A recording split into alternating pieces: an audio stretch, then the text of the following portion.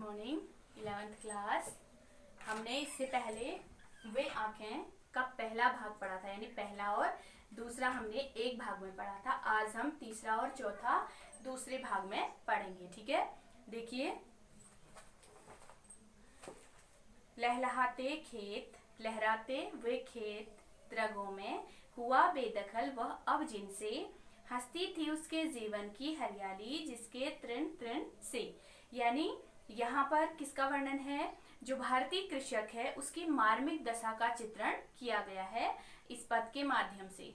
ठीक है, कि किसान को कितना शोषित किया जाता, कितना किसान का शोषण किया जाता था, तो उसका वर्णन यहाँ पे किया गया है। लहराते हुए खेत द्रगु में, यानी जो किसान है उसके आंखों में आज भी वो लहलहाते खेत उसके आंखों में अभी भी क्या होते हैं? दिखाई देते हैं। यानी जब वो सोचता है उनके बारे में तो वो उसे आज भी वैसे ही लहलहाते नजर आते हैं। हुआ बेदखल अब वह अब जिनसे, जिनसे वो अब क्या हो गया है? बेदखल हो गया है। यानी जो जमींदार के कारकुन हैं, कारिंदे हैं, उन्होंने क्या कर लिया है? थोड़े से ऋण के लिए किसान का सब कुछ उन्होंने छीन लिया है। यानी उसकी खेती बाड़ी जो है वो उन्होंने छीन ली है। तो किसान क्या है? बहुत ज्यादा दुखी है। तो दुख के कारण आज भी वो उसके सामने लहलहाते खेत दिखाई दे रहे हैं। हंसती थी उसके जीवन की हरियाली जिसके तृण तृण से, यानी उसके जीवन की हरियाली, उसके जीवन की, यानी किसान के जीवन की जो खुशी थी, जो हरियाली थी, वो किससे थी?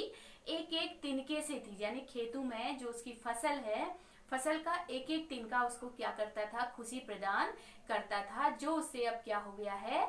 छिन गया है। यानी भारतीय किसान की दशा क्या थी? पहले बहुत ज्यादा दयनीय थी, बहुत ज्यादा दुखी करने वाली थी। फिर इसमें है सरल लोक प्रचलित शब्दों का प्रयोग हुआ है और पुनरुक्ति, तृण तृण में यहाँ पे पुनरुक्ति प्रकाश अलंकार है और जीवन की हरियाली इसमें रूपक अलंकार है। ठीक है, जीवन की हरियाली में रूपक अलंकार। अब इसके प्रश्नोत्तर अर्थ ग्रहण वाले करोगे। जैसे जीवन की हरियाली का क्या आशय है? उसका आशय स्पष्ट करें। और किसान को उसके खेतों से बेदखल किसने कर दिया था? यानी जो कौन थे? सूदखोर थे, सेठ के सूदखोर। इसके बाद चौथा वाला देखिए, आंखों ही में घूमा करता वह उसकी आंखों का तारा, कारकुनों की लाठी से जो गया जवानी में ही मारा। अब इसके बाद उसका खेत तो सारा लुट गया था, सब उन्होंने छीन लिया था। फिर क्या हुआ? यहाँ पर किसान का प्यारा बेटा, जो किसान अपने बेटे को बहुत ज्यादा स्नेह करता था, वो उसके आंखों का तारा, वो क्या हो गया है? आंखों में ही घूमा करता। आज भी वो उसके आंखों में ही घूमा करता है, क्योंकि किसान का एकमात्र सहारा उसका बेटा था। वो भी जो जमींदार के कारिंदे थे, कारकुन थे, उन्होंने उसे क्या कर दिया? लाठी से ही जवानी में ही उसे मार दिया था, यानी मौत के घाट उतार दिया था। और किसके कारण?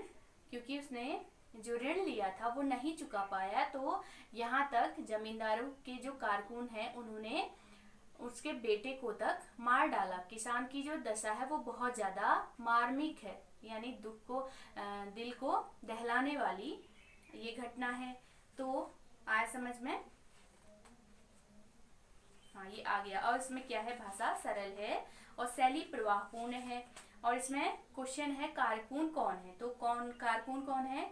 जमींदार, साहूकार और पूंजीपतियों के कारिंदे, जो कर्ज वसूलने के लिए क्रूरतम तरीके अपनाते हैं, यानी बहुत बुरे बुरे तरीकों से वो इंसान को मारते हैं, वो क्या कहलाते हैं? कारकुन कहलाते हैं। इन दोनों के अर्थ ग्रहण वाले प्रश्नोत्तर आप नोटबुक में लिखेंगे। ठीक है, यही आप करेंगे, यही आपका वर्क है।